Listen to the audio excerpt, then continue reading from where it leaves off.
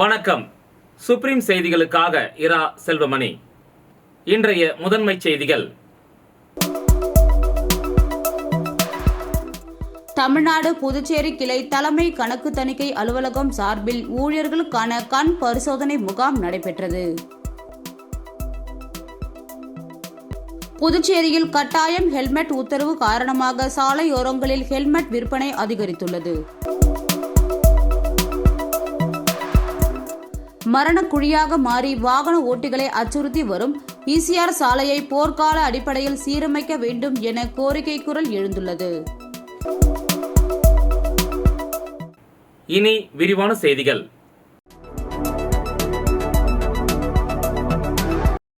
புதுச்சேரி பல்கலைக்கழகம் வெள்ளி விழா கட்டிட வளாகத்தில் நடைபெற்ற மரம் நடும் நிகழ்ச்சியை கவர்னர் தொடங்கி வைத்தார்.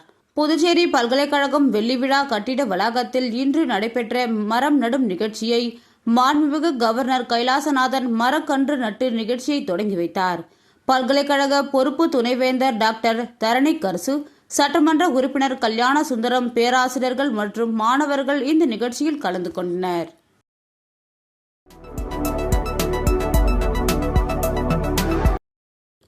புதுச்சேரியில் கட்டாயம் ஹெல்மெட் உத்தரவு காரணமாக சாலையோரங்களில் ஹெல்மெட் விற்பனை அதிகரித்துள்ளது. புதுச்சேரியில் வரும் 12ஆம் தேதி முதல் இருசக்கர வாகன ஓட்டிகள் கட்டாயம் ஹெல்மெட் அணிய வேண்டும் என அறிவிக்கப்பட்டுள்ளது. மேலும் ஹெல்மெட் அணிய தவறினால் ரூபாய் 1000 அபராதம் விதிக்கப்படும் எனவும் தெரிவிக்கப்பட்டுள்ளது.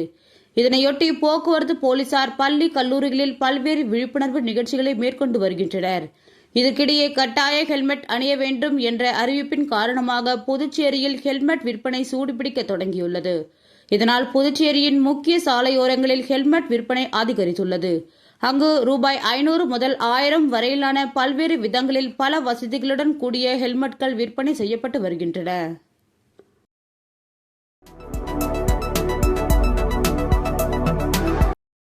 மரணக்குழியாக மாறி வாகன ஓட்டிகளை அச்சுறுத்தி வரும் ஈசிஆர் சாலையை போர்க்கால அடிப்படையில் சீரமைக்க வேண்டும் என கோரிக்கை குரல் எழுந்துள்ளது.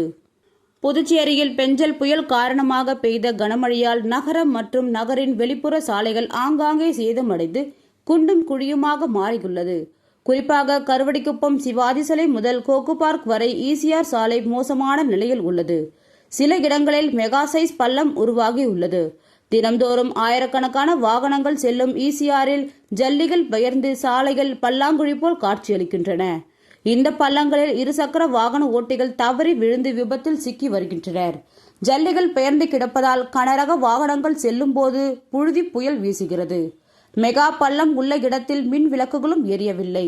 இதனால் இரவில் பள்ளம் இருப்பது தெரியாமல் வாகன ஓட்டிகள் தடுமாறி விழுந்து தினமும் அடிபட்டு செல்கின்றனர்.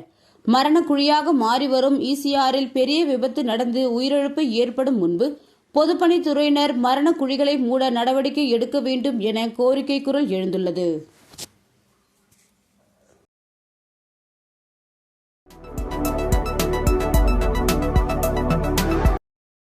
புதுச்சேரி சுகாதாரத்துறை சார்பாக ஸ்கிரப் டைப்பஸ் பற்றிய விழிப்புணர்வு பதிவு வெளியிடப்பட்டுள்ளது. இது குறித்த அறிக்கையில் புதுச்சேரியை அடுத்த அண்டை மாநிலத்தில் தற்போது ஸ்கிரப் டைப்பஸ் பரவி வருவதாலும் குளிர்காலங்களில் இந்நோய் அதிகம் பரவக்கூடிய வாய்ப்பு உள்ளதாலும் புதுச்சேரி சுகாதாரத்துறை மக்களுக்கு இந்த விழிப்புணர்வு பதிவை பகிர்ந்துள்ளது. ஸ்கிரப் டைப்பஸ் என்பது ஒரு வகை ஒட்டுண்ணி கடியால் ஏற்படுகின்ற காய்ச்சலாகும். ஓரென்ஷியா சுட்முக்கி என்ற பாக்டீரியாவால் ஏற்படுகிறது. தொற்றுக்குள்ளான உண்ணிகள் மனிதர்களை கடிக்கும் போது மனிதர்களுக்கு பரவுகிறது.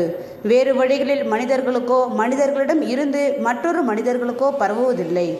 இது தவிர மனிதர்கள் ஒருவரோடு ஒருவர் உரையாடுவதாலேயோ கட்டி அடைப்பதாலேயோ தொடுதல், இருமல், தும்மல் போன்றவற்றாலோ பரவுவதில்லை. மேலும் மனிதர்களுக்கு மட்டுமல்லாமல் பூனை, நாய், எலி போன்ற மிருகங்களுக்கும் நெருங்கி வாழும் உயிரினங்களுக்கும் பாக்டீரியா தொற்றை ஏற்படுத்துகிறது. செல்ல பிராணிகளுக்கு கூட இந்த தொற்று ஏற்பட்டால் மனிதர்களுக்கு பரவ வாய்ப்புள்ளது. நமது செல்ல பிராணிகளில் இந்த உண்ணிகள் இருந்தால் கூட அது மனிதர்களை கடிக்க வாய்ப்புள்ளது.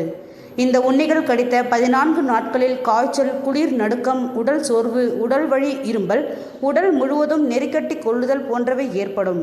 இதனை நாம் கவனிக்காமல் விட்டுவிட்டாலோ 2வது வாரத்தில் நுரையீரல் தொற்று, நிமோனியா, மூளைக்கு தொற்று பரவி கோமா, பதற்ற நிலை, திடீர் சுவாச செயலிழப்பு, கல்லீரலில் பாதிப்பு ஏற்படுத்தி மஞ்சள் காமாலை, மூளை காய்ச்சலை ஏற்படுத்தும்.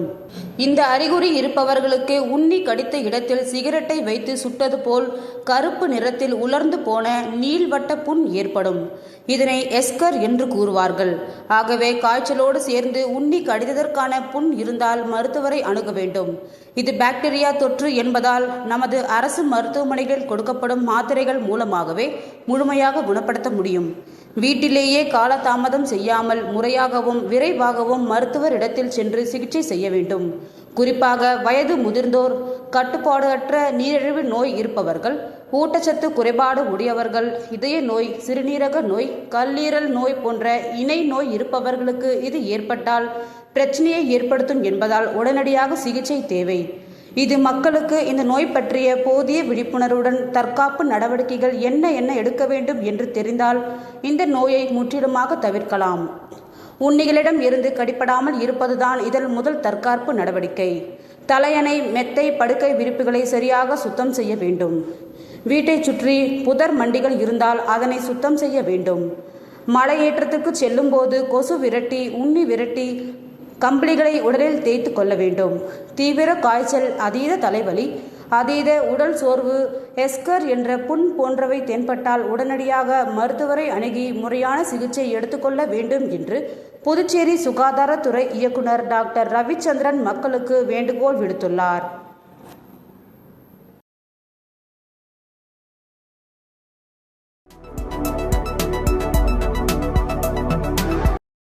உப்பளம் துறைமுகம் இணைப்பு சாலையை மறுசீரமைப்பு பணிக்கு ரூபாய் 69.75 லட்சம் மதிப்பீட்டில் பூமி பூஜை விழா இன்று உப்பளம் தொகுதியின் சட்டமன்ற உறுப்பினர் அனிபால் கென்னடி தலைமையில் நடைபெற்றது.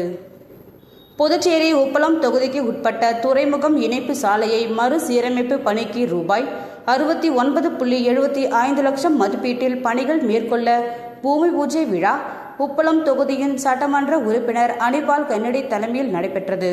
இந்த விழாவில் சட்டமன்ற உறுப்பினருடன் பொதுப்பணித்துறை தலைமை பொறியாளர் முனைவர் தீனதயாளன், கண்காணிப்பு பொறியாளர் வீரசெல்வம், கட்டிடங்கள் மற்றும் சாலைகள் செயற்பொறியாளர் ஸ்ரீனிவாசன், பார்த்தசாரதி, உதவி பொறியாளர் இளநிலை பொறியாளர் முருகன் மற்றும் ஒப்பந்ததாரர் குமரேசன் கன்ஸ்ட்ரக்ஷன் ஆகியோர் கலந்து கொண்டனர். இந்த விழாவில் தொகுதியின் செயலாளர் சக்திவேல், அவைத் தலைவர் ஹரிகிருஷ்ணன், கிளை செயலாளர்கள் செல்வம், ராகேஷ் உட்பட முக்கிய பிரமுகர்கள் செழியன், ஜோஸ்லின் மற்றும் ஊர் பொதுமக்களும் கலந்து கொண்டு பூமி பூஜையை சிறப்பித்தனர்.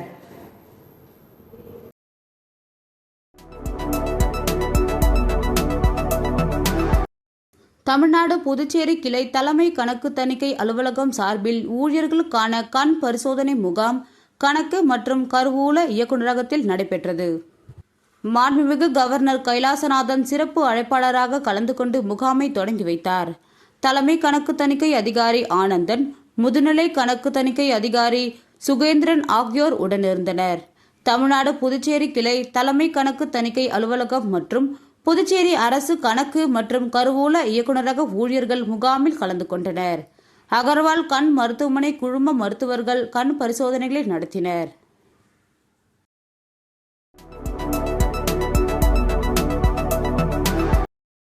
ஆதி திராவிடர்களுக்கு வேட்டி சேலைக்கு பதிலாக பணமாக தர வேண்டும் என புதுச்சேரி மக்கள் முன்னேற்ற கழக தலைவர் ராமதாஸ் வலியுறுத்தியுள்ளார். இது தொடர்பாக அவர் வெளியிட்டுள்ள அறிக்கையில், பொங்கலையொட்டி ஆதிதிராவிடர் நலத்துறை சார்பில் வேட்டி சேலை வாங்குவதற்கான பணம் அவர்களது வங்கிக் கணக்கில் போடப்பட்டு வந்தது. ஆனால் இந்த ஆண்டு பணத்திற்கு பதிலாக வேட்டி சேலை வழங்கப்படுகிறது. இப்படி நடந்தால் தரமற்ற வேட்டி சேலை தான் கொடுக்கப்படும். ஏனென்றால் அரசு இதற்காக செலவிடும் தொகையில் பாதிக்கு மேல் கமிஷனாக சென்றுவிடும். மீதி பணத்தில் கணக்கு காட்டுவதற்காக வேட்டி சேலை தரப்படும். மக்கள் இதை விரும்பவில்லை. அது பொது நலனுக்கு எதிரானது கூட. எனவே அரசு சென்ற ஆண்டு இந்த திட்டத்திற்கு ஒதுக்கிய நிதியில் 10% உயர்த்தி அதனை ஒவ்வொரு குடும்பத்தின் கணக்கிலும் செலுத்த வேண்டும். இந்த துறை செயல்படுத்தும் எந்த திட்டமும் திருப்திகரமாக இல்லை. இதை பற்றிய விரிவான அறிக்கையை விரைவில் கவர்னரிடம் சமர்ப்பிக்கப்படும் என்று குறிப்பிடப்பட்டுள்ளது.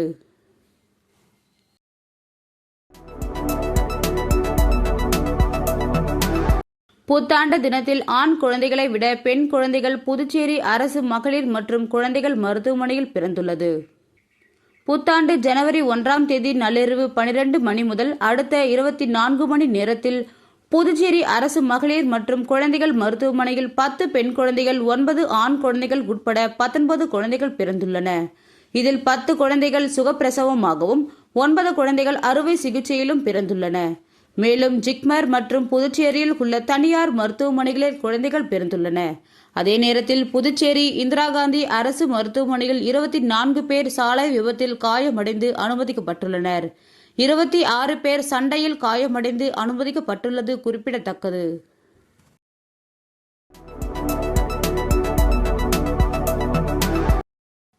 Junior chamber international India JCI Pondicherry metro 32வது தலைவர் மற்றும் ஆட்சிமன்ற குழு பதவி ஏற்பு விழா நடைபெற்றது.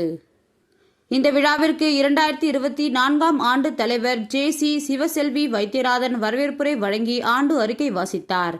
பின்னர் 2025ஆம் ஆண்டு தலைவராக JC ஆரோக்கிய மார்க்ரெட் ஜாயிஸ் பதவி ஏற்றுக்கொண்டு ஏற்புரை வழங்கினார். பின்னர் ஆட்சிமன்ற குழுவிற்கு பதவி ஏற்றுக்கொண்டனர். விழாவிற்கு சிறப்பு அழைப்பாளராக JCI இந்தியா மண்டல 16இன் மண்டல தலைவர் விக்னேஷ் குத்துவிளக்கு ஏற்றி வைத்து சிறப்புரையாற்றினார். மண்டல உடனடி தலைவர் ஏழுமலை மற்றும் மண்டல துணைத் தலைவர் சுப்பிரமணி ஆகியோர் வாழ்த்துரை வழங்கினார்கள். விழாவில் பெஞ்சல் புயலால் பாதிக்கப்பட்ட ஏழை எளிய மக்களுக்கு நிவாரணப் பொருட்கள் வழங்கப்பட்டது. இந்த விழாவில் மெட்ரோ JC முன்னாள் தலைவர்கள் கற்பகநாதன், உதயகுமரன், நாகராஜன், விக்டோரியா, சுந்தர வடிவேல், வெங்கடேசன், சரவணன், வைத்தியநாதன், ராஜா மற்றும் முன்னாள் தலைவர்கள் அனைவரும் புதிய தலைவருக்கு பொன்னாடை அணிவித்து வாழ்த்தினார்கள். இந்த விழாவில் ஏராளமான JCக்கள் கலந்து கொண்டனர். முடிவில் செயலாளர் திவ்யா சரவணன் நன்றி கூறினார்.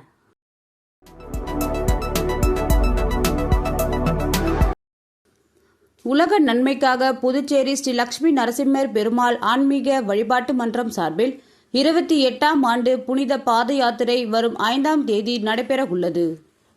இது தொடர்பாக ஸ்ரீ லட்சுமி நரசிம்ம பெருமாள் ஆன்மீக வழிபாட்டு மன்ற தலைவர் இளங்கோ செய்தியாளர்களை சந்தித்து பேசுகையில், உலக நன்மைக்காக ஒவ்வொரு ஆண்டும் ஜனவரி மாதம் முதல் ஞாயிற்றுக்கிழமை புதுச்சேரி ஸ்ரீ லட்சுமி நரசிம்ம பெருமாள் ஆன்மீக வழிபாட்டு மன்றத்தின் சார்பில் சிங்கரி கோவிலுக்கு புனித பாத யாத்திரை செல்வது வழக்கம். அதன்படி 28ஆம் ஆண்டு புனித பாத யாத்திரை பெருவிழா நடைபெற உள்ளது. இதில் தமிழகம் மற்றும் புதுச்சேரியை சேர்ந்த திருமால் அடியார்களும் 30க்கும் மேற்பட்ட பஜனை குழுக்களும் 30,000க்கும் மேற்பட்ட ஆன்மீக பக்தர்களும் கலந்து கொள்கின்றனர்.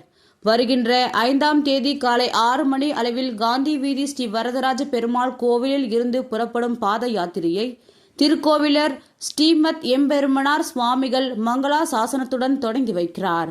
பஜனை குழுவினரோடு ஸ்ரீ வரதராஜ பெருமாள் கோவிலில் இருந்து புறப்பட்டு புதுச்சேரி கடலூர் சாலை வழியாக சிங்கிரி கோயில் ஸ்ரீ லட்சுமி நரசிம்ம சுவாமி கோயிலை சென்றடையும். இப்புனித பாத யாத்திரை விழாவில் திவ்ய நாம பஜனைகளும் பிருந்தாவன பஜனைகள் மற்றும் ஸ்ரீ லட்சுமி நரசிம்ம பெருமாளுக்கு விசேஷ திருமஞ்சனமும் நடைபெறும். பின்னர் காலை 8 மணி முதல் மதியம் 2 மணி வரை 20,000க்கும் மேற்பட்ட பக்தர்களுக்கு ஸ்ரீ லட்சுமி நரசிம்ம பெருமாளுக்கு பூஜிக்கப்பட்ட பிரசாதை வழங்கப்படும் என்று இளங்கோவன் தெரிவித்தார். இந்த பேட்டியின் போது ஸ்ரீ லட்சுமி நரசிம்ம பெருமாள் ஆன்மீக வழிபாட்டு மன்ற பொருளாளர் வாசுதேவன், கௌரவ தலைவர்கள் ஆடிட்டர் பூவராகன், ஜெயபிரகாஷ், துணைத் தலைவர் சுப்பிரமணியன், செயலாளர்கள் விட்டல், முகுந்தன் மற்றும் நிர்வாகிகள் கோதண்டராமன், ராஜேஷ், அசோக், வெங்கடேசன் ஆகியோர் உடனிருந்தனர்.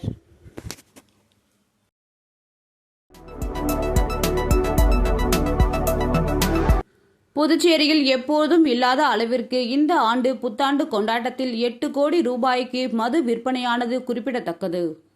புத்தாண்டை கொண்டாட கடந்த டிசம்பர் 31ஆம் தேதி புதுச்சேரியில் ஏராளமான சுற்றுலா பயணிகள் குவிந்தனர். இதனால் நகரப்பகுதியில் உள்ள உணவு விடுதிகள், துணிக்கடைகள், மதுபான கடைகள் உள்ளிட்ட வணிக நிறுவனங்களில் சுற்றுலா பயணிகள் கூட்டம் அலைமோதியது. இதில் புதுச்சேரி, காரைக்கால், மாஹே, ஏனாம் உள்ளிட்ட பகுதிகளில் மொத்த விற்பனை ரெஸ்டோ, பார் மற்றும் மதுபான கடைகள் என மொத்தமாக 473 உள்ளது. இந்த மதுபான கடைகளில் 31ஆம் தேதி ஒருநாள் மட்டும் 8 கோடி ரூபாய்க்கு மேல் மதுபானங்கள் விற்பனையாகியுள்ளன. மேலும் புதுச்சேரி அமுத சுரபி நிறுவனத்திற்கு 15 மதுபார்கள், கான்பெட் நிறுவனத்திற்கு காரைக்கால் உட்பட 9 மதுபார்கள் உள்ளன. இதில் சர்தார் வல்லபாய் பட்டேல் சாலையில் உள்ள அமுத சுரபி, எலைட் மற்றும் கான்பெட் மொத்த மதுபான கடைகளில் மட்டும் 31ஆம் தேதி 12 லட்சம் ரூபாய்க்கு மதுபானங்கள் விற்பனையாகியுள்ளன. மொத்தமாக இந்த நிறுவனங்களின் 24 பார்களில் 60 லட்சம் ரூபாய்க்கு மதுபானங்கள் விற்பனை செய்யப்பட்டுள்ளன.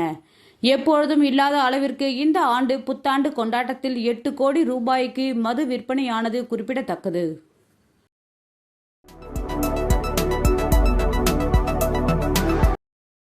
புதுச்சேரியில் 5 பேரிடம் 86,000 ரூபாய் மோசடி செய்த குற்றவாளிகளை சைபர் கிரைம் போலீசார் தேடி வருகின்றனர். அரியாங்குப்பத்தை சேர்ந்தவர் ராஜேஷ். இவர் பழைய மொபைல் போன் வாங்குவதற்கு இணையதளத்தில் தேடினார். அதில் பயன்படுத்திய ஐபோன் விற்பனைக்கு உள்ளதாக வந்த விளம்பரத்தை பார்த்தார். அந்த நபரை தொடர்பு கொண்டு அவர் கேட்ட 30,000 ரூபாயை அனுப்பி ஏமாந்தார். தவளகுப்பத்தை சேர்ந்த கிள்ளி வளவன் இவரை தொடர்பு கொண்ட நபர் குறைந்த வட்டிக்கு பணம் தருவதாக பேசினார். முன்பணம் அனுப்ப வேண்டும் என கூறியதை தொடர்ந்து 31,000 ரூபாய் அனுப்பி ஏமாந்தார். இதேபோல் லாஸ்பேட்டையை சேர்ந்த சாமிக்கண்ணு 15,000, கருவடிக்குப்பம் கமல்ராஜ் 3,700, நெல்லித்தோப்பு ராஜசேகரன் 6,300 ரூபாய் ஏமாந்தனர். இது குறித்து 5 பேர் கொடுத்த புகார்களின் அடிப்படையில் சைபர் கிரைம் போலீசார் வழக்கு பதிவு செய்து மோசடி கும்பலை தேடி வருகின்றனர். மீண்டும் முதன்மை செய்திகள். தமிழ்நாடு புதுச்சேரி கிளை தலைமை கணக்கு தணிக்கை அலுவலகம் சார்பில் ஊழியர்களுக்கான கண் பரிசோதனை முகாம் நடைபெற்றது. புதுச்சேரியில் கட்டாயம் ஹெல்மெட் உத்தரவு காரணமாக சாலையோரங்களில் ஹெல்மெட் விற்பனை அதிகரித்துள்ளது. மரணக்குழியாக மாறி வாகன ஓட்டிகளை அச்சுறுத்தி வரும் ஈசிஆர் சாலையை போர்க்கால அடிப்படையில் சீரமைக்க வேண்டும் என கோரிக்கை குரல் எழுந்துள்ளது. இந்த செய்தி அறிக்கை இத்துடன் நிறைவு பெறுகிறது. வணக்கம்.